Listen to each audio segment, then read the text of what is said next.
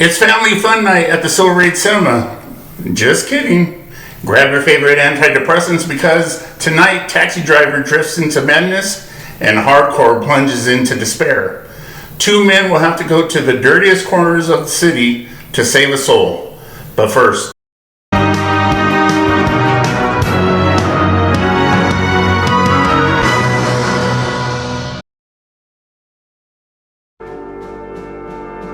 in a city that never sleeps, one man watches it all from behind the wheel. Travis Bickle, a loner, an ex-Marine, spends his nights cruising the streets, haunted by the filth and violence around him. Disgusted by what he sees and desperate for purpose, he sets his sights on making things right by any means necessary. When he crosses paths with Iris, a teenage runaway trapped in a world she doesn't fully understand, and the pimp who controls her, Travis finds a target for his twisted sense of justice. I'd like to volunteer. Why? Why? Because I think that you are the most beautiful woman I've ever seen. As the city festers and his mind unravels, one man's crusade turns into something far more dangerous. I don't know who's weirder, you or me. You talking to me? Then who the hell else are you talking? Talking to me? Well, I'm the only one here. I don't believe I've ever met anyone quite like you. Oh, yeah? Because sometimes the biggest threat isn't the world outside, but the one inside your head. Director Martin Scorsese was already on his way to becoming one of cinema's heavyweights, breaking out with Mean Streets, a raw look at Little Italy, and following Taxi Driver with Raging Bull, a brutal character study. He even slips into Taxi Driver for a chilling cameo as a passenger in Travis's cab, calmly describing a violent fantasy from the back seat. Robert De Niro stars as Travis Bickle, a sleepless, off-center cab driver. At the time, De Niro had already won an Oscar for The Godfather Part 2. During the filming, De Niro actually got a cab driver's license and worked shifts in Manhattan to prepare for the role. Here he is talking about one of the most famous cinematic ad-libs. There was a script that Marty Scorsese had given to me, that Paul Schrader had written, or maybe Paul gave it to me, but Marty was going to do it, and we were all excited by it. It's just a matter of when. I thought the script was terrific. We all did. It's interesting because the alienation, I don't know what the attraction is for people these days, but I think we all identified in some way the alienation of Travis' character. You talking to me? Well, then who the hell else are you talking? Talking to me? Well, I'm the only one here. There were things in there that were written in the script. Some were ad-libbed and improvised. And I forget how we arrived at that, whether I talked or I did it. Marty remembers better than I do. I might have just done it. Sometimes as an actor, you just do things. And if the director doesn't say anything, they want you to keep going. And you never know what part of that scene will be good or usable, depending on the director, what they want. And as an actor, all you know is you keep going until, they say cut. Jodie Foster stars as Iris, a 12-year-old runaway forced into a world far darker than she understands.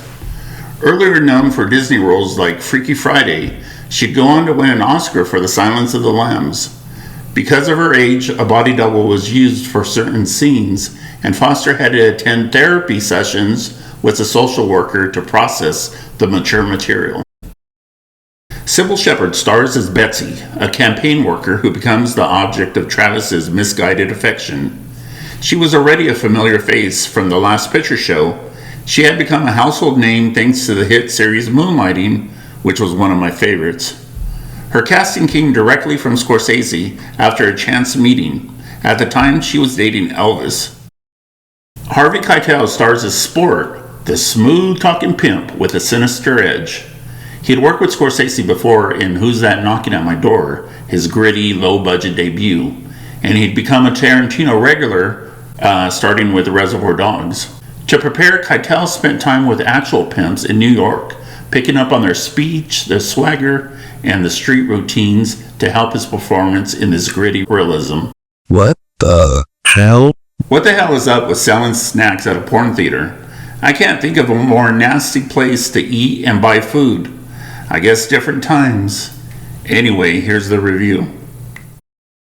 Taxi Driver isn't just a movie, it's a descent. You feel it more than you follow it. It's uncomfortable, hypnotic, and it reeks of that 1970s grime. The pace is slow, but that's the point. You're literally watching a guy come apart one cab ride at a time. It's a movie about misfits in a pressure cooker society, with Robert De Niro playing a guy who's a ticking time bomb of loneliness and frustration. His Travis Bickle is headed somewhere dark fast. Speaking of that ending, it's brutal. Paul Schrader wrote the script, pulling from real people and dark stories. You could see Taxi Driver's fingerprints all over movies like Joker, but nothing hits quite like the original. It was controversial when it dropped, and still kind of is. It received 4 Oscar nominations: Best Picture, Best Actor, Supporting Actress, and that unforgettable musical score, which says everything for such a bleak movie. This one burns slow, but it cuts deep. My enjoyment rating for this grimy masterpiece is an A. Very good answer. Shit.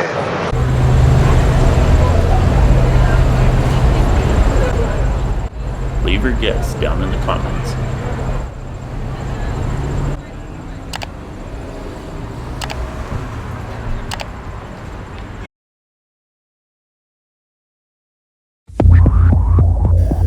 In a world where appearances are everything, one father is about to see what's really out there. Jake Van Dorn is a straight-laced Midwestern businessman, church-going, clean-cut, and proud of it. But when his teenage daughter vanishes on a trip to California, Jake follows a disturbing trail into the dark heart of the adult film underworld. But you gotta know, buddy, there's a lot of strange things happen in this world. Things you don't know about in Grand Rapids. Things you don't want to know about. Doors that shouldn't be open.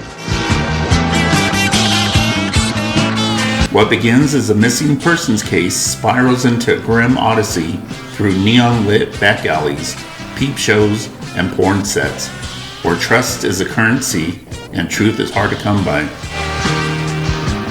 With a cynical private eye as his guide and a growing fury fueling his search, Jake will confront a world he never imagined and the parts of himself he thought he left behind.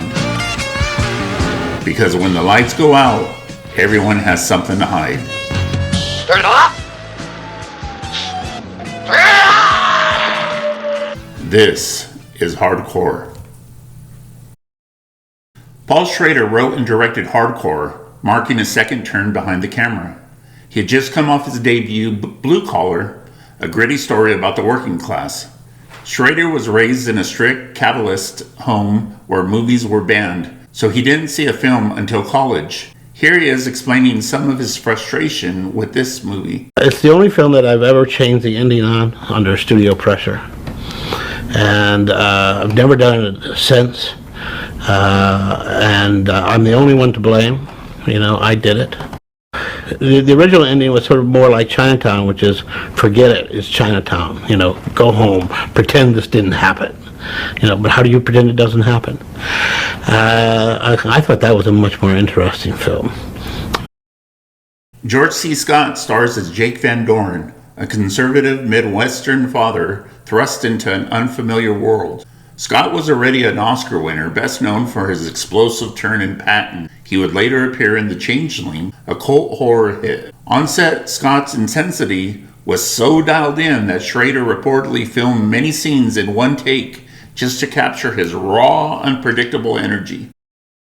Peter Boyle stars as Andy Mast, a private detective who knows every dark corner of the business. Boyle first broke out in Joe, where he played a working-class bigot, and he later became a household name as the cranky dad in Everybody Loves Raymond. While filming, Boyle often improvised his lines, bringing a dry wit to the role that added an unexpected layer to his cynical character. Season Hubley stars as Nikki, a tough but damaged young woman caught between survival and self-destruction.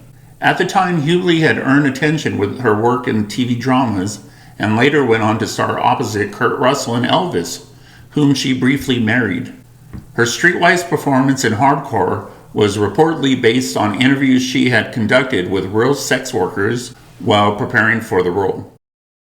Dick Sargent stars as Wes, Jake's straight-laced brother-in-law. He was mostly known for his comedic role in Bewitched. He was the second Darren. While shooting Hardcore, Sargent was known for lightening the mood on set, often cracking jokes between takes to balance out the film's heavy subject matter. What the hell? What the hell is going on in the 70s that there's a porn theater even in Grand Rapids? I've never been, but you better believe I wouldn't be touching the seats. Anyway, back to the review. Hardcore isn't just sleazy, it's about sleaze. It came out right as porn was going mainstream, and it shows. It's angry, uncomfortable, and weirdly heartfelt.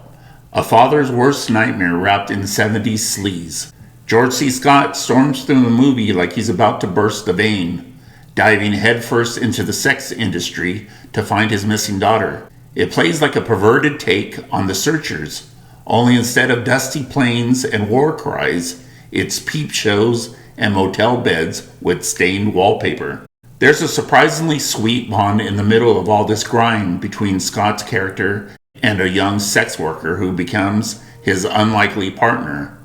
She's the emotional core of the story, and honestly, I wish the film gave her more screen time. It's not perfect. Schrader famously hated the ending, but the ride getting there is brutal and fascinating. The movie has that grimy late 70s vibe where nothing feels safe and every room smells like smoke and sweat. Dark, weird, and totally unforgettable. My enjoyment rating for this bleak, furious movie is a B+. Should be noted, it would have been higher with the original ending.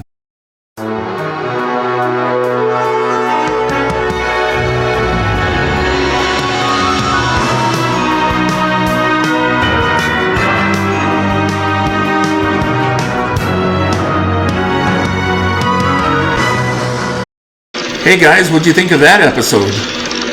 Turn it off!